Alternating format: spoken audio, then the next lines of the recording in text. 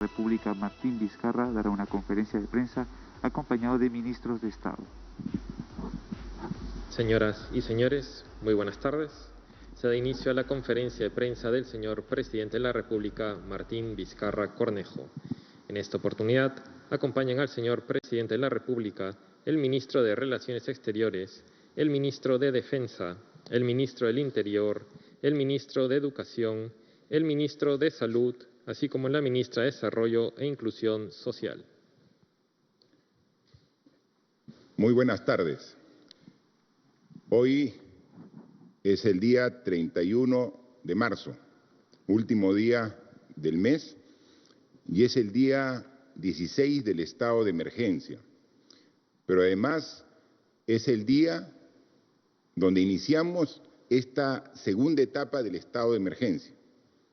Esta segunda etapa donde después de haber evaluado los primeros 15 días, estamos haciendo algunos ajustes para que los resultados que obtengamos de aquí al 12 de abril, el día domingo que termina el estado de emergencia, podamos tener los resultados satisfactorios que esperamos todos.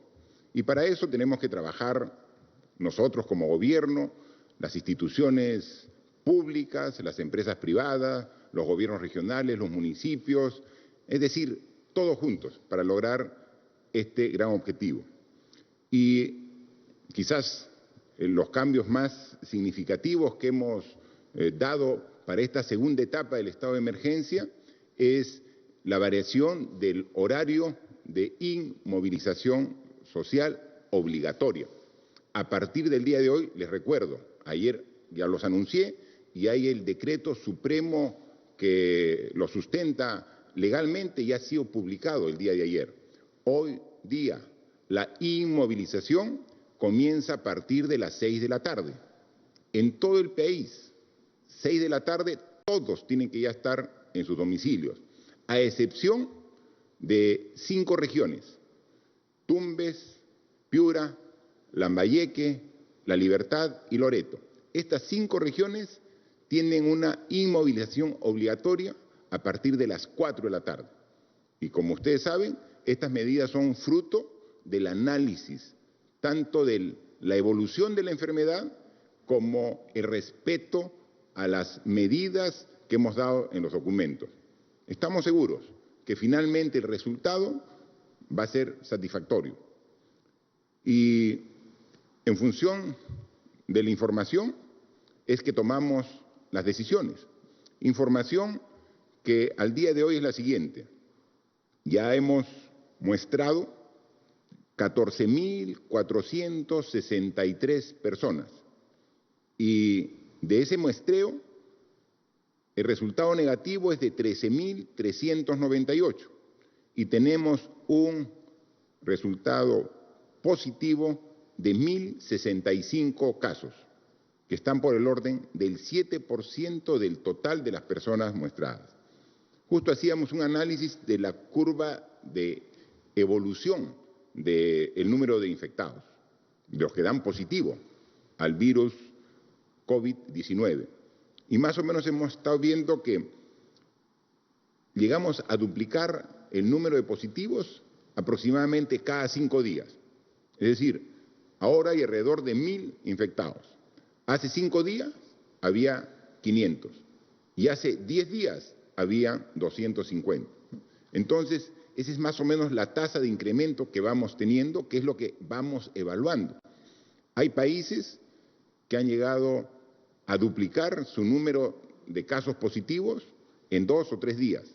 Nosotros estamos teniendo cada 5 días, que es lo que vemos en los 2 últimos periodos, que es lo que esperamos con las medidas del estado de emergencia y las restricciones que hemos dado y que ahora en estas 2 últimas semanas esperamos que podamos ratificar.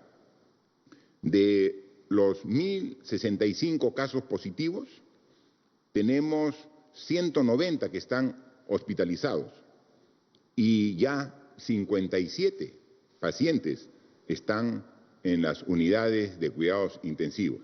Esa es la proporción más o menos que se da en otros países y es la que queremos tratar con todo el esfuerzo que estamos haciendo lograr que su incremento sea gradual para poder siempre tener esta cifra bajo control de todo el sistema de salud que lidera nuestro ministro y que todos apoyamos para lograr ese objetivo. Otro dato importante, que ya cerca de 400 personas ya tienen el alta epidemiológica luego de cumplir su etapa de aislamiento en los domicilios. Así que vemos que, por un lado, aumentan las cifras de personas declaradas positivas, pero también una cantidad importante de los que fueron declarados positivos ya están sanos y pueden ellos decir que enfrentaron directamente, individualmente la enfermedad y la superaron. Y eso queremos que sea la constante. El esfuerzo es para lograr que todos los que finalmente puedan tener el contagio, que tratamos de evitar, puedan salir en su gran mayoría satisfactoriamente de esta enfermedad. Comunicarles que el día de ayer la información del Ministerio del Interior, del Ministerio de Defensa, es que cerca de 3.000 personas fueron detenidas en todo el país. Ya son más de 36.000 las que han sido detenidas a nivel nacional desde que empezó el estado de emergencia. Lo que sí destacamos es que quizás con el llamado a la reflexión, a la responsabilidad, la región La Libertad ha bajado, ha disminuido de manera significativa la cantidad de personas detenidas. Esperemos que siga esa constante. No así la región B, también al norte de Piura, que se mantiene en niveles altos de personas detenidas, ¿no? Y también Loreto, que sigue en esta lista de regiones con mayor cantidad de detenidos, ¿no? Comenzamos La Libertad, Piura y Loreto, ¿no? Luego vienen otras regiones, pero con cantidades que son en número mucho menor, ¿no? Así que esperamos que ahora que sabemos que en 5 regiones del país el aislamiento empieza a las 4 de la tarde y en el resto del país comienza a las 6 de la tarde, hagamos todos el esfuerzo responsable de cumplir con estas indicaciones. El estado de emergencia tiene una serie de restricciones y todos lo conocemos. Y una de las restricciones quizás más importantes es la educación. Porque recuerden ustedes que nosotros con mucho entusiasmo habíamos preparado el inicio de las clases escolares para los alumnos de inicial, primaria y secundaria de la educación pública para el día lunes 16 de marzo. Y entonces el ministro de Educación, con el apoyo de todo el gobierno, habíamos hecho un gran esfuerzo para que el inicio sea óptimo y poder este año llegar a los alumnos con buena educación. Porque si queremos tener un país que progrese, que desarrolle, las dos bases, el cimiento es salud y educación. Y ahora miren, qué contradictorio. Y ahora todos en el país, por cuidar nuestra salud, estamos afectando la educación, porque no empezaron las labores escolares el día 16 de marzo. Tuvimos que suspenderla, y no solamente en los colegios públicos, también en los colegios privados, particulares, y también en los tecnológicos y en las universidades. Pero el ministro de Educación, obviamente, quiere encontrar una alternativa a ello, porque no podemos sacrificar la educación. Y en consecuencia nos ha presentado una propuesta que nosotros hemos aprobado para que las clases de los colegios, de las instituciones educativas, comiencen a partir del lunes 6 de abril. Obviamente, como estamos en aislamiento, no puede ser de manera presencial, pero ahí está. De las grandes crisis salen las grandes oportunidades. Vamos a hacer un esfuerzo muy grande para comenzar este lunes 6 de abril las clases tanto en las instituciones públicas como privadas, pero de manera remota, de manera virtual. La propuesta es bien ambiciosa, pero con el apoyo, como siempre, de toda la sociedad, va a ser una oportunidad de mejorar cualitativamente nuestra educación, ponernos más a tono con el avance de la ciencia y tecnología. Y seguramente en su momento requerirá de más recursos económicos, que los vamos a asignar para poder nivelar estos días que se ha perdido educación cuando ya comencemos a agarrar este ritmo en esta educación virtual. ¿Que vamos a tener problemas? Vamos a tener problemas. No tenemos toda una infraestructura y una organización para hacerlo, pero tenemos que, con la dificultad, poner el esfuerzo para comenzar a lograr este objetivo. Y estamos planteando como una primera opción para que el día lunes 4 de mayo, ahí de manera gradual podamos ir programando el inicio de las clases presenciales, es decir, con la asistencia de los alumnos a las instituciones educativas. Recién a partir del 4 de marzo hemos dicho que el estado de emergencia es hasta el domingo 12 de abril. No quiere decir que el 13 todo comienza en la normalidad, es un proceso gradual. Por ejemplo, desde el lunes 6 de abril, este lunes, comienzan las clases virtuales y está haciendo todo un programa para que recién a partir del 4 de mayo podamos convocar a los alumnos, no en su totalidad, porque hemos visto que las aulas de los colegios concentran a los alumnos uno pegado del otro. Entonces ya tiene que coordinar el ministro de Educación con el ministro de Salud para ver cuál es el espacio mínimo, ¿no? Y, por ejemplo, podría ser que vayamos alternando la mitad del salón en clases presenciales.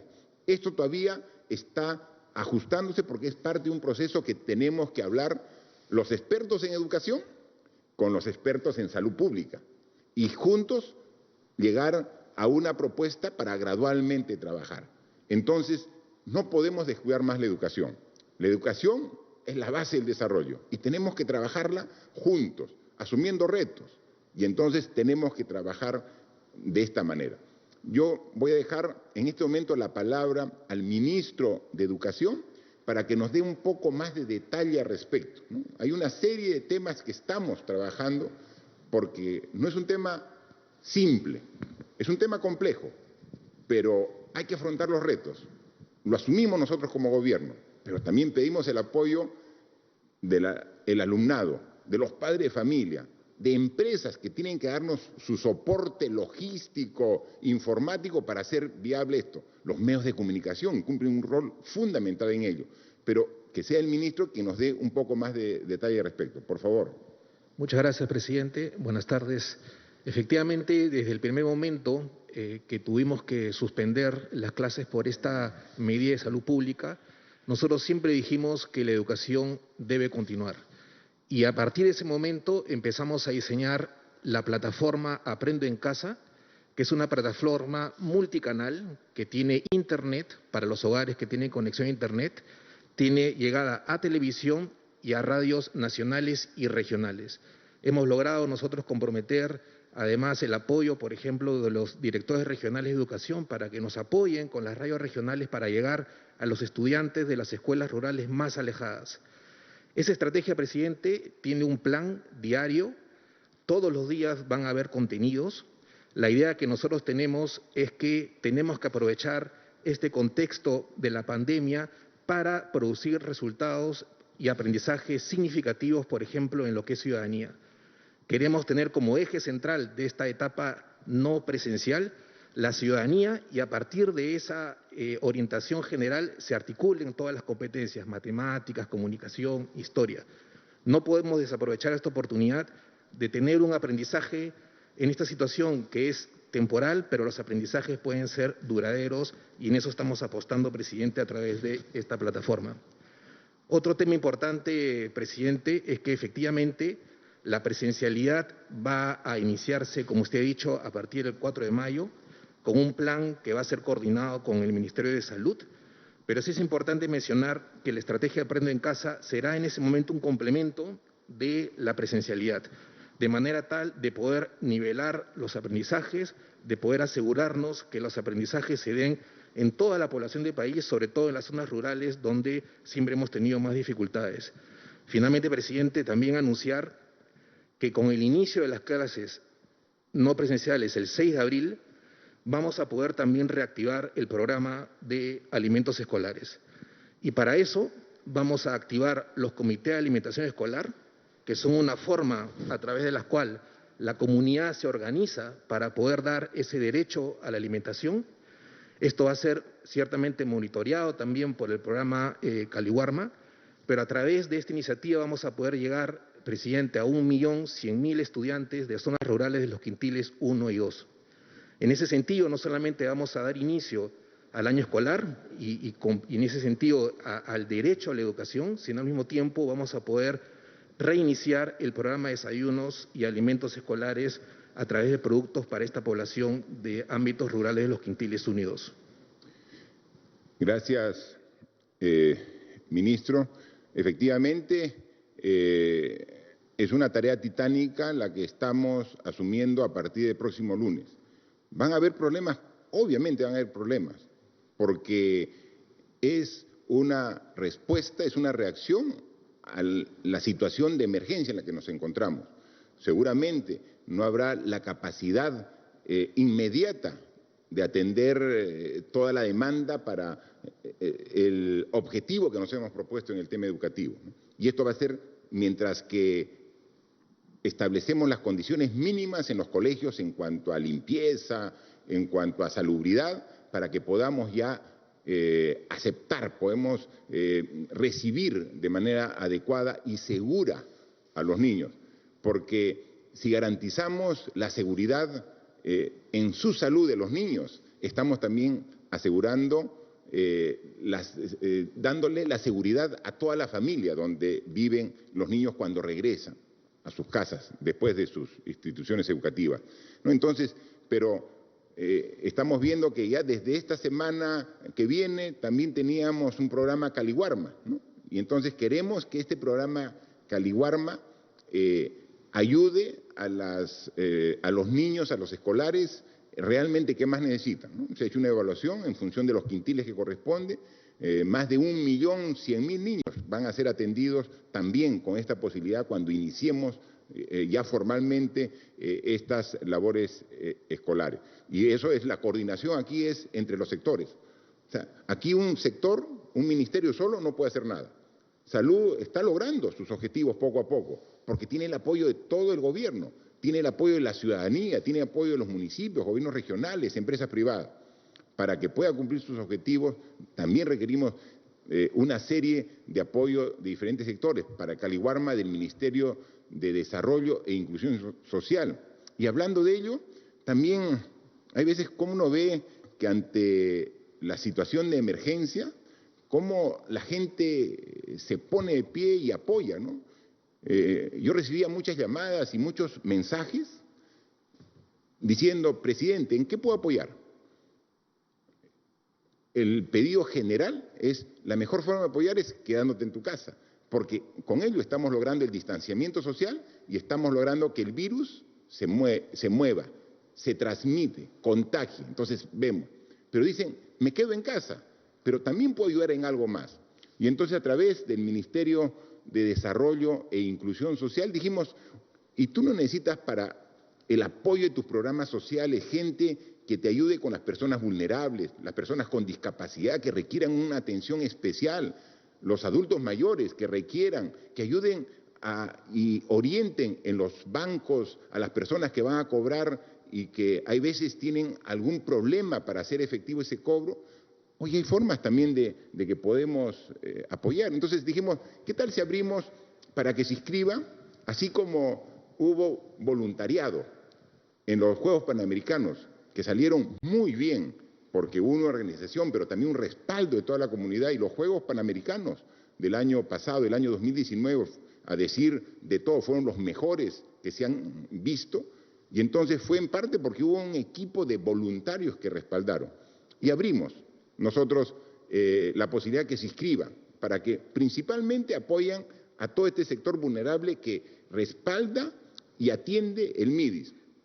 Y miren, abrimos e inmediatamente ya tenemos inscritos cerca de 20.000 voluntarios que quieren así, incondicionalmente, dar su apoyo para poder afrontar mejor esta etapa difícil que vivimos todos los peruanos. 20.000. O sea, ese tipo de respuesta de la gente a mí me emociona. O sea, veo gente dispuesta a colaborar, a sumarse en esta etapa difícil que vivimos y que con el apoyo de ellos, obviamente, uno se siente fortalecido para lograr el objetivo que nos hemos propuesto. Sobre el tema de cómo va a articular Caliwarma en este inicio virtual de las clases a partir del 6 de abril y cómo es este trabajo con los voluntarios, si nos puede dar un poquito más de información y más detalles la ministra de Desarrollo e Inclusión Social. Sí, presidente. Buenos días con todos y con todas. Sobre Caliwarma. Caliwarma atiende a todas las escuelas públicas del Perú y entre ellas a las de Quintil 1 y 2, que son 31.000, como lo dijo ya el presidente y el ministro de Educación. Ahí asisten 1 millón de niños. Cada escuela tiene un comité de alimentación escolar conformado y que es el que organiza un poco la alimentación. Estas escuelas reciben productos, es decir, reciben menestras, arroz, etcétera, en base a un paquete ya establecido, y los alimentos los cocinan en la misma escuela o los padres de familia y las madres se organizan. La idea es que a partir del lunes 6, hemos coordinado con el ministro de Educación, los alimentos ya están en las escuelas y es cuestión, como él ya ha dicho, de que cada escuela se organice para lograr producir el menú diario y que este sea repartido a los niños. Los niños no van a ir a las escuelas, como ya dijeron, este es un programa de educación remota y ya hemos tenido ya la aprobación y la motivación de los directores regionales de educación. Y como dice el presidente, ninguna acción es sectorial, todas son multisectoriales y con el apoyo de Salud, Educación y MIDIS en el terreno, los chicos van a lograr otra vez estar en sus clases y tener acceso a alimentación. Esta alimentación es para los más vulnerables, que es el Quintil 1 y 2. En el tema del voluntariado, esta es una acción que se está desarrollando entre el Ministerio de Salud, Ministerio de la Mujer, Presidencia del Consejo de Ministros, MIDIS, y próximamente van a entrar las municipalidades. ¿Qué queremos acá? Lo que queremos armar es una red de protección del adulto mayor y de la persona con discapacidad severa. En estas grandes crisis se presentan estas oportunidades y queremos que esta red no sea solamente para la epidemia, sino que se mantenga en el tiempo. Nosotros tenemos 3.200.000 personas adultas mayores en el país, 320.000 tienen alguna comorbilidad y muchas de ellas viven solas. Entonces la idea es, una de las primeras acciones es justamente acompañar a todos estos adultos mayores de manera remota. Para eso convocamos, el programa Bicentenario de PCM convocó a los voluntarios y hemos logrado convocar más de 20.000 jóvenes, que son jóvenes estudiantes, muchos, la tercera parte está estudiando carreras de salud, medicina, etcétera. Estos jóvenes van a estar desde su casa, no van a ir a la casa de los adultos mayores, desde su casa van a hacer monitoreo telefónico a adultos mayores que por celular. Ya tenemos alrededor de 200.000 celulares que vamos a llamar, depende de la magnitud del problema del adulto mayor, 1, 2 o 2 veces al día. Y los chicos están ya con su módulo de capacitación, todo es remoto, y vamos a lograr hacer el seguimiento del adulto mayor en 3 cosas. Salud, cómo está, si tiene algún síntoma, si hay que avisar a salud. 2, el tema de la alimentación, que es muy importante. Hay muchos abuelitos que viven solos y no comen porque se enfermaron o algo. Y 3, el tema de protección y violencia. Y si no podemos hablar con la persona adulto mayor por alguna razón, será el tema del hablar con la persona que lo cuida, la hija, el hijo, etc. La idea es armar una red de solidaridad para acompañar. Y el más importante es el soporte emocional. Dar consejería, dar una serie de datos a los adultos mayores.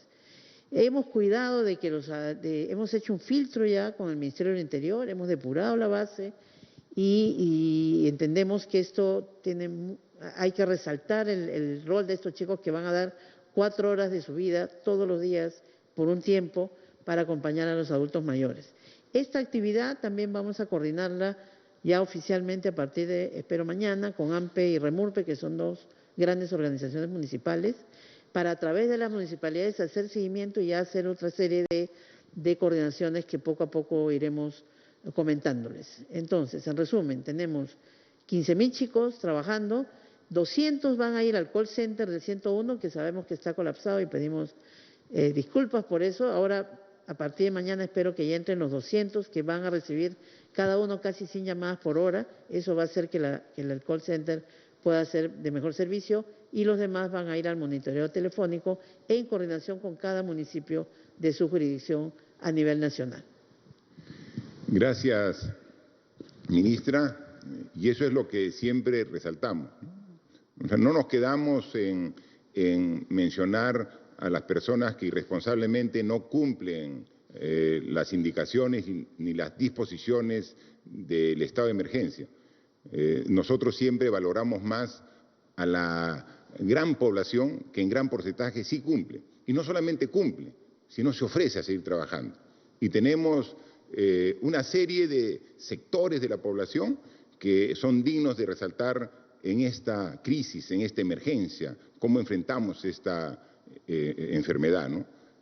Los que están en primera línea son los médicos, las enfermeras y todo el personal asistencial, ¿no? Los que el propio ministro de Salud los ha llamado y con mucha propiedad y justificación nuestros héroes de la salud, ¿no? O sea, nuestros héroes de la salud, que están ahí, ¿no? Están ahí. O sea, en toda guerra, y esta es una guerra, no es convencional, pero es una guerra, hay héroes, ¿no? Tenemos en nuestra historia los héroes que son un referente en entrega, en compromiso, en dar incluso la vida cuando es requerido por el país, ¿no? Aquí también, acá son nuestros héroes de la salud, ¿no? Y que le damos las gracias. Esa es la primera línea, pero no son solamente ellos, porque necesitamos que esté la policía, que estén las Fuerzas Armadas. Y cuando vemos que se requiere más apoyo, se hace un llamado a reservistas. E inmediatamente 10.000 reservistas se ponen a disposición de su país para seguir trabajando. Y cuando la ministra de Desarrollo e Inclusión Social dice, para atender a las personas más vulnerables requiero una mano más, no una mano, recibe decenas de miles de manos de ciudadanos peruanos que dicen, ¿en qué puede ayudar? Por eso cuando yo veo que hay algunos analistas que dicen, oye, el Perú, no solamente el Perú, sino extranjeros, tiene una respuesta adecuada a esta crisis tan compleja y difícil que está viviendo el mundo, lo digo, si logramos esto es por nuestra gente, ¿no? O sea, podemos comprar el respirador, podemos tener la villa como infraestructura, pero todo eso, el aparato, el edificio, si no hay el compromiso de la gente, no es nada. Es el compromiso de la gente el que le da valor a todo lo demás.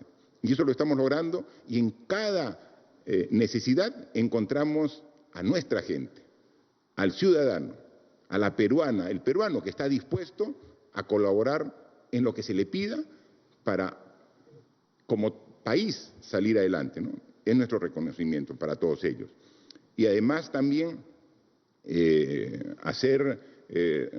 recalcar que el tema que el ministro de Educación ha propuesto y que nosotros hemos aceptado, lo reconocemos como un gran reto, que va a tener dificultades y no pocas, pero tenemos que enfrentarlo. Y con voluntad, y con energía, trabajar en esos aspectos. Siempre va a haber gente que dicen, mejor no se puede. Precisamente, felizmente que es un porcentaje pequeño de personas que dicen a todo, dicen que no se puede. Y cuando ven que las cosas comiencen a funcionar, así se podía, ¿no? Sí, pero cuesta. Oye, pero no todos tienen sistema internet. Es que vamos a complementar con los medios de comunicación. A los que tienen sistema internet llegará. A los que no, llegará por los medios de comunicación. Ahí tenemos que usar precisamente los canales, los medios de comunicación del Estado, que para eso están en estos momentos, para llevar la información que requieren al alumno en su casa. En una hora se verá en qué momento. Mire, los hogares, por más humildes que sean, tienen celular. Y tienen también una posibilidad de comunicación. Tenemos que trabajar en todos los aspectos para no dejar la educación de lado en este problema, en esta crisis, en esta emergencia que estamos. Con las dificultades que vamos a tener, hay que asumir retos. Y pongámosle fe, pongámosle optimismo y tengan la seguridad que también en eso vamos a dar un salto cualitativo.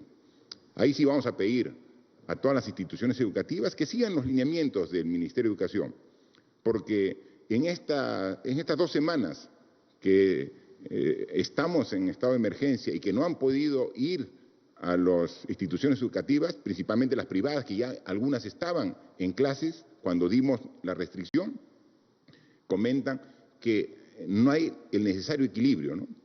Hay algunas instituciones educativas que han dicho, alumnos, no hagan nada, esperemos que se supere el estado de emergencia. Y hay algunas otras instituciones educativas que llenan virtualmente de tareas a los niños. O sea, ni uno ni otro extremo. Hay que dosificar, y eso en base a expertos, en base a profesionales, lo tiene que hacer el Ministerio de Educación, tanto para el sector público como privado, un equilibrio para que los niños, la juventud que está en casa pueda aprovechar este tiempo para estar cerca a su familia, pero también para aprender, para conocer. Y ese equilibrio lo tenemos que buscar con todas las herramientas que tenemos. Nosotros como Estado hemos estado trabajando en los últimos años una red dorsal de fibra óptica, llevando Internet a los sitios más alejados, pero se usa muy poquito de ello. Está el esfuerzo, está ahí la red, pero casi sin uso. Vamos a ver para activarla, o sea, es en este momento en que tenemos que activar, y poco a poco, y quizás en su oportunidad hay que ver cómo de manera gradual comenzamos a atender con el equipamiento mínimo a las familias que tienen hijos en edad escolar, pero que tienen escasos recursos, para comenzar gradualmente a darle este apoyo en este equipo para que puedan ver. Entonces, hay mucho por hacer, pero hay que empezar. Y creo que la educación va a ser uno de los sectores que también tiene que asumir un gran reto en estas circunstancias difíciles, como lo está haciendo la salud. Así que juntos, y ahí están coyunturalmente sentados el ministro de Salud con el ministro de Educación, quienes tienen que trabajar este binomio, salud-educación, de manera adecuada para lograr los objetivos que queremos como país. Yo dejaría para ahora, en esta etapa, escuchar las preguntas que nos han hecho llegar los medios de comunicación. Gracias, señor presidente. Iniciamos la ronda de preguntas virtuales. La primera es de Radio Onda Azul de Puno.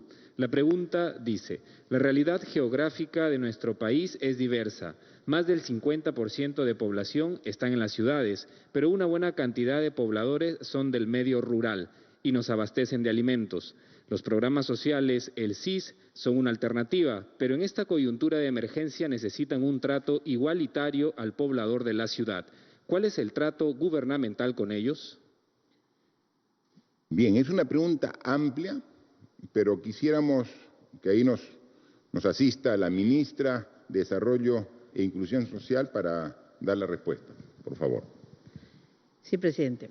Sí, nosotros sabemos que se ha hecho énfasis en algunos aspectos de la intervención frente al coronavirus en el área urbana, porque es el área urbana donde estaba centrada la emergencia sanitaria, justamente para proteger a las zonas rurales.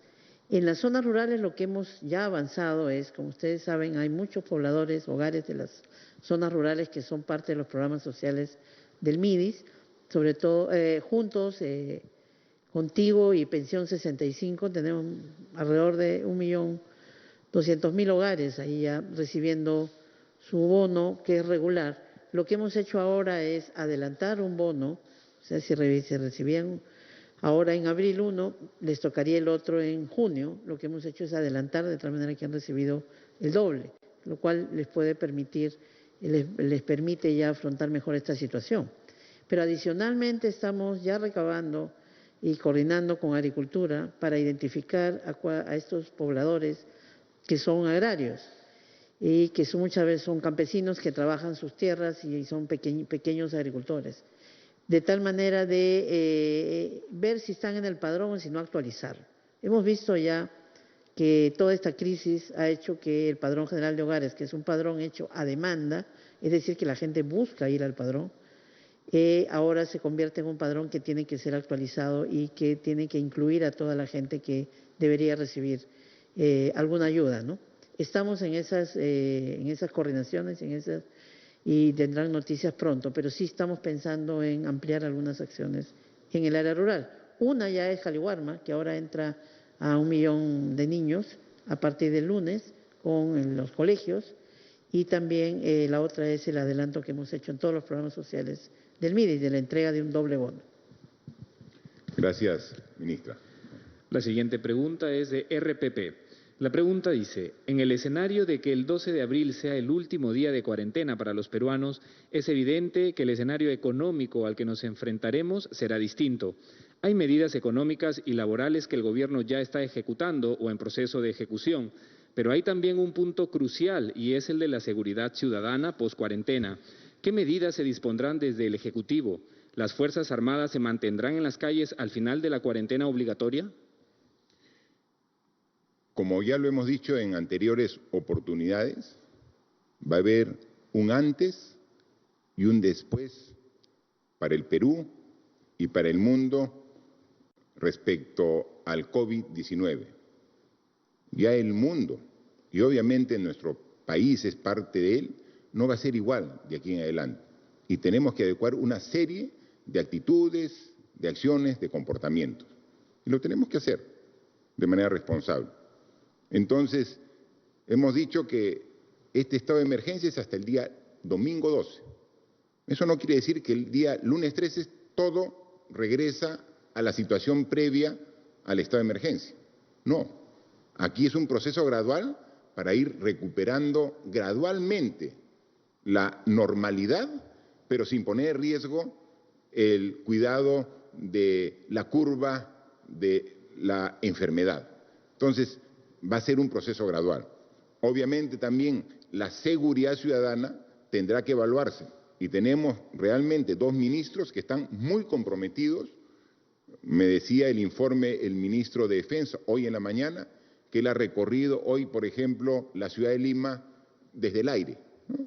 Y ha visto de que hoy, después del mensaje ayer, de las recomendaciones de esta segunda etapa y del esfuerzo que pedimos a todos los ciudadanos de cumplir, ha visto que es muy superior la respuesta de la población hoy día respecto a días anteriores. Entonces, tenemos también al ministro del Interior, quien él hace un control a detalle de cómo va la evolución. Yo aquí trato de resumir con algunas cifras muy puntuales el trabajo que es amplio del Ministerio del Interior. Si vamos a tener cada uno, sería pues interminable esta conferencia, esta información que damos a la población. Nosotros reducimos algunos datos, ¿no? Pero el trabajo que hacen es muy profesional y estamos viendo cómo después del 12, con el análisis que haga tanto el Ministerio del Interior como el Ministerio de Defensa, vamos también a hacer un programa gradual para, no es que al día siguiente el Ministerio de Defensa retira las Fuerzas Armadas, va a tener que haber un control conjunto como vienen haciendo. Cuando hemos hecho el llamamiento de los 10.000 miembros del Ejército que están en condición de reserva para que se reintegren, no lo hemos hecho por 15 días. El llamamiento es por meses para que puedan seguir trabajando en esta etapa. Así que todos somos conscientes de que esto es una etapa muy compleja y que las soluciones las vamos a ir dando gradualmente conforme se vayan requiriendo y en base a también la evolución de la propia enfermedad. Gracias, señor presidente. La siguiente pregunta es de Radio Ticanta de Apurímac. La pregunta es, hay mucho maltrato psicológico por los analistas de crédito de entidades financieras, bancos, cajas y cooperativas. En plena emergencia están cobrando y hasta obligando a que firmen refinanciación de créditos. ¿Qué se puede hacer al respecto? Miren, no se encuentra aquí la ministra de Economía porque acompañando al Premier y también con la compañía del ministro de Justicia se encuentran actualmente en el Congreso de la República. Yo, como ustedes saben, siempre que salgo estoy al lado, acompañado del primer ministro, porque todas estas medidas se tienen que hacer el control y seguimiento, y lo hacemos a través de la presidencia del Consejo de Ministros, ¿no? Pero hoy tenía una reunión ya concertada en base a una invitación que hizo el Congreso para tratar dos temas que son de suma importancia. Uno es el tema de lo que hemos pedido nosotros a la Contraloría, para que se incorporen a este esfuerzo que estamos haciendo todos los peruanos y controlen todas las medidas y decisiones que vamos tomando, lo que se llama el control concurrente, es decir, el control simultáneo. Nosotros no quisiéramos que después de poner tanto esfuerzo, de acá a 6 meses, 1 año, la Contraloría venga y nos diga, eso estuvo mal. No, queremos que esté con nosotros. Y entonces, si ve algo que a pesar del esfuerzo considera que se puede mejorar, lo aceptamos. Y entonces, pero ya tenemos el órgano de control trabajando junto con nosotros. Cuando decimos, vamos a distribuir de tal manera los alimentos o cómo vamos a hacer la transferencia para las personas vulnerables, que esté con nosotros el órgano de control. Entonces, pero para eso se necesita un marco legal. Necesitamos que el Congreso dé la norma permitiendo que la Contraloría se incorpore a este equipo de trabajo. Y entonces, para hacer el sustento, ha ido el Premier con 2 ministros. De igual manera, para ver el tema de las AFP, que tenemos un planteamiento que ayer lo explicamos, un planteamiento para usar recursos que los aportantes tenemos en la AFP para atender principalmente a los más vulnerables, a los que en estos momentos de crisis necesitan parte de esos recursos. Entonces, con las justificaciones, pero más que con la justificación técnica, con la mayor voluntad que tenemos como Poder Ejecutivo de buscar consensos. Recordamos el año pasado que la población llamaba la atención a la clase política porque no se ponía de acuerdo. Confrontados, Poder Ejecutivo y Legislativo. No podemos, en una situación de emergencia, estar nuevamente confrontados. Aquí tenemos que buscar consenso, hacer esfuerzo. Entonces, yo le pido al Premier, le pido a la Ministra de Economía, al Ministro de Justicia, más que argumentos técnicos, legales, vayan con buena voluntad para buscar consensos y juntos encontrar las mejores soluciones, que es lo que nos reclama y nos demanda el país. Pero aquí la pregunta era para la Ministra de Economía, pero yo puedo decirles de manera general que hay 3 instituciones bancarias, quizás las más grandes del país, que han congelado los créditos sin intereses. Es decir, están dando la posibilidad al ahorrista, al ciudadano que tiene un crédito en una institución bancaria, de este respiro de que sal tranquilo de la etapa de emergencia y luego pagas tu crédito que tenías previsto y contratado con la entidad bancaria, pero sin el interés que corresponde. Lo que dicen aquí desde Apurímac, que instituciones financieras más chiquitas, está hablando de cooperativas y de cajas, no están haciendo lo propio. Normalmente las cajas, muchas son municipales, entonces dependen de la voluntad del directorio, que está normalmente presidido por el alcalde o una autoridad municipal. Entonces, yo creo que ya el mensaje y el encargo y la propuesta que han dado estas entidades bancarias, yo pienso que también deben ser replicadas por este tipo de entidades financieras más pequeñas. Creo que eso es lo que quería hacer para tranquilidad de todos los ciudadanos. Gracias, señor presidente. La siguiente pregunta es de Radio Máxima de Huacho. La pregunta es, ¿los jubilados o pensionistas podrán ser acreedores de algún bono adicional? Porque se ha verificado que algunas municipalidades locales no entregarán canastas a personas pensionistas según los requisitos leídos y tampoco se está incluyendo para los víveres a quienes hayan recibido el bono de 380 soles. Nos gustaría una precisión de parte suya. Miren, en la transferencia de 213.600.000 soles que hemos hecho a los 1.874 municipios que hay a nivel nacional, no hemos puesto restricciones a quien se da la canasta de víveres, de alimentos de primera necesidad de la canasta básica familiar. Son los municipios los que tienen que evaluar quién realmente lo necesita. Entonces, si puede ser que haya algún pensionista, algún jubilado, pero que tenga una pensión muy pequeña. Entonces, se tiene que evaluar y si corresponde también hay que apoyarlo con esta canasta de víveres. Pero como Poder Ejecutivo, como Gobierno Nacional, no podemos verlo todo a la vez, cada quien tiene sus responsabilidades. Esta es una responsabilidad que responsablemente le estamos delegando en los 1.874 municipios. Yo estoy seguro que la gran mayoría va a poner su esfuerzo para llegar a las familias que realmente lo necesitan. La evaluación, ellos tienen varios parámetros y varias listas de personas dentro de su jurisdicción que son los que requieren este apoyo. Así que los padrones ellos mismos los tienen que manejar. Lo único que hemos pedido por un tema de transparencia es que los municipios nos digan cuál es el valor de los bienes que van a comprar. Es decir, si van a entregar arroz, si van a entregar conservas, si van a entregar algún tipo de alimento especial, ¿cuál es el valor? Para saber. Y luego, ¿cuál es el valor individual y cuál es el valor de la canasta? Entonces, la canasta es de 80 soles porque tiene este listado. Nada más. Y luego, finalmente, por transparencia también es quiénes fueron los beneficiados. Después que se termine, hay un tiempo que dan para que haga un listado. Si el municipio es pequeño, lo puede poner tranquilamente ahí en la puerta del municipio, puede poner el listado de los beneficiados.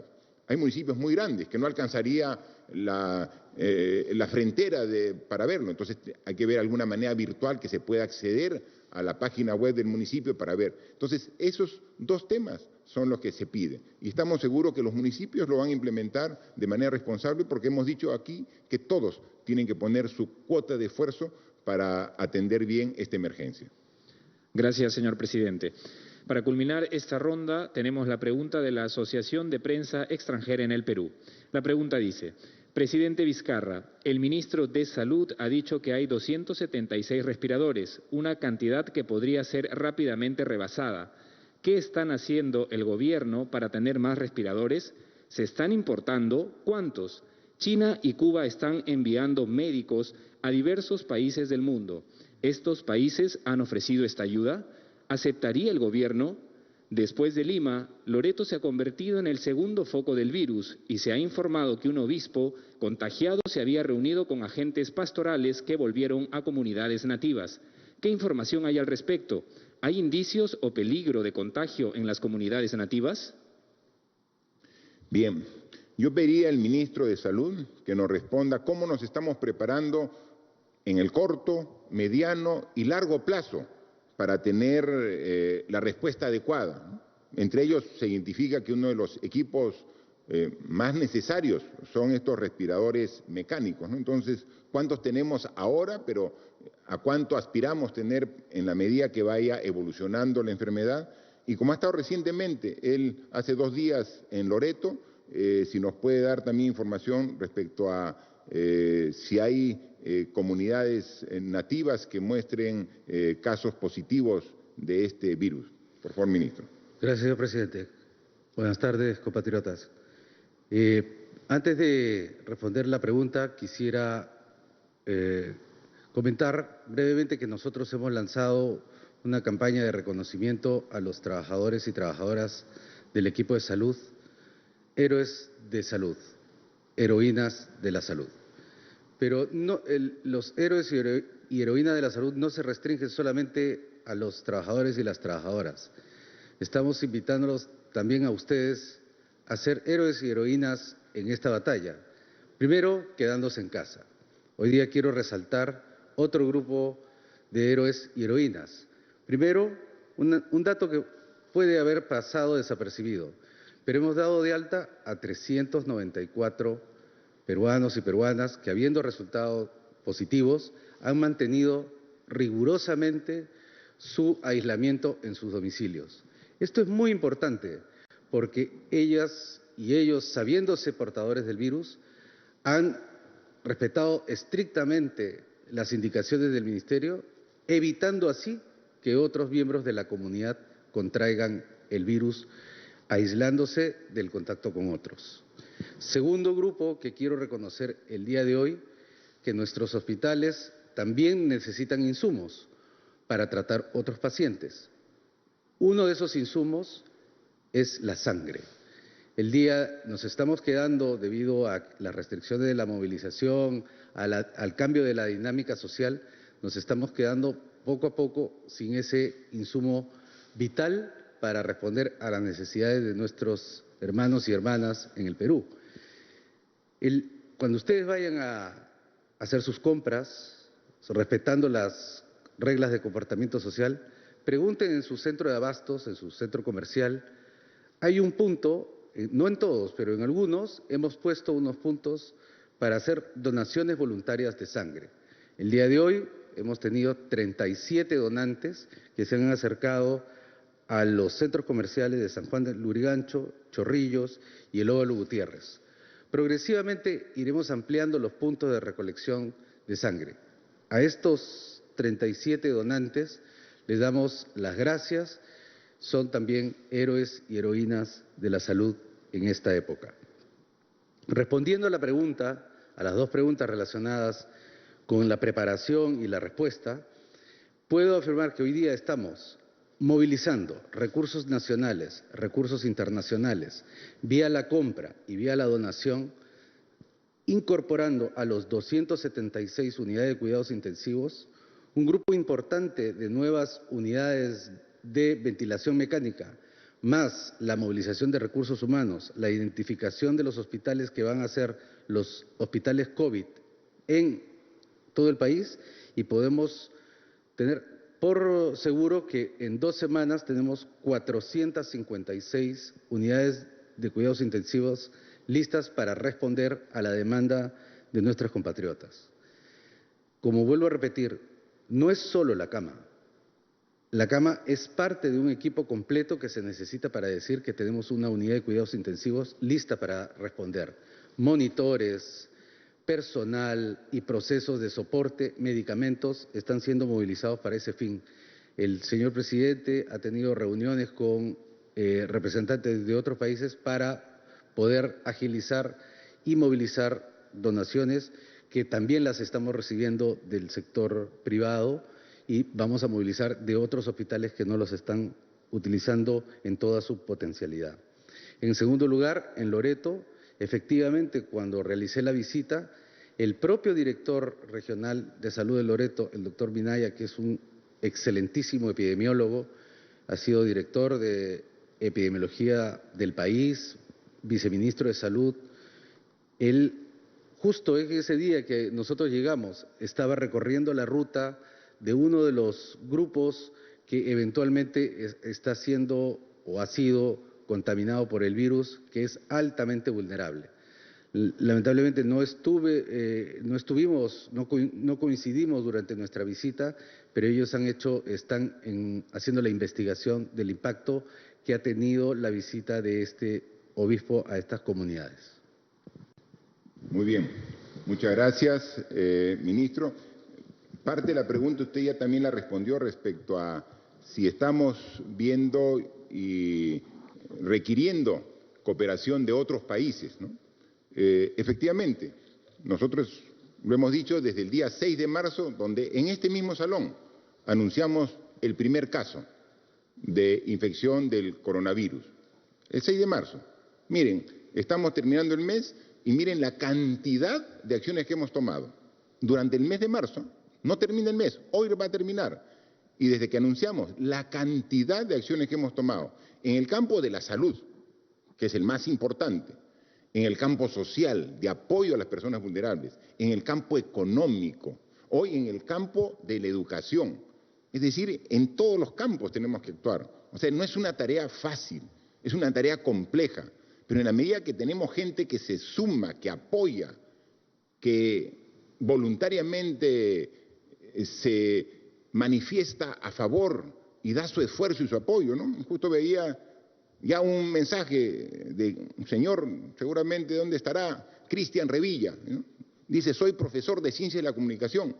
Me parece esta una excelente oportunidad de llegar a todos los hogares con las armas de la ciencia y tecnología. Me pongo a disposición, apoyo esta iniciativa, ¿no?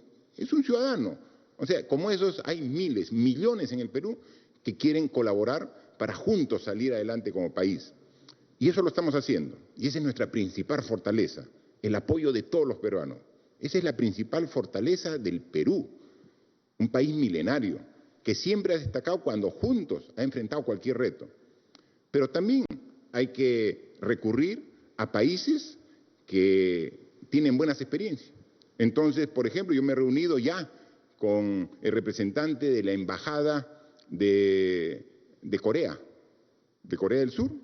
Hemos estado y hemos visto, porque la forma de encarar, la estrategia que tiene Corea en esta crisis del COVID-19 tiene resultados muy buenos.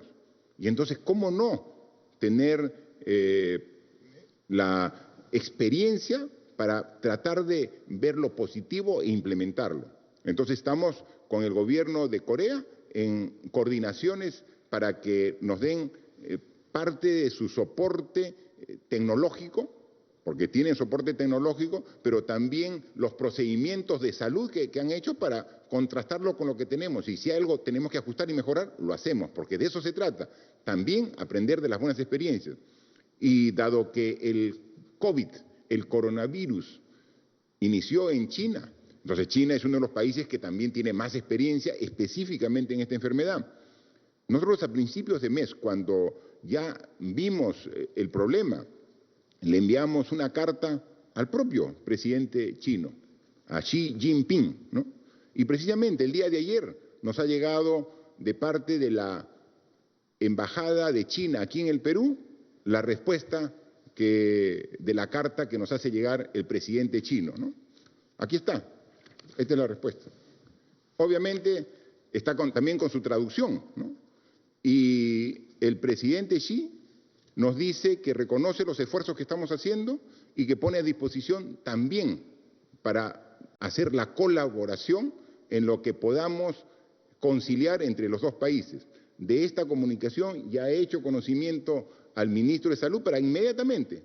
Está la comunicación de ida, está la comunicación de regreso, así que ya están las voluntades del presidente del Perú y el presidente de China de trabajar, como lo hemos hecho en otros aspectos, entre los dos países, trabajar juntos. Entonces, inmediatamente vamos a implementar con estos países todo el esfuerzo de articulación para ver las buenas experiencias y también aplicarlas. Pero son experiencias de otros países. Nuestra realidad es diferente. Tenemos que adecuarlas.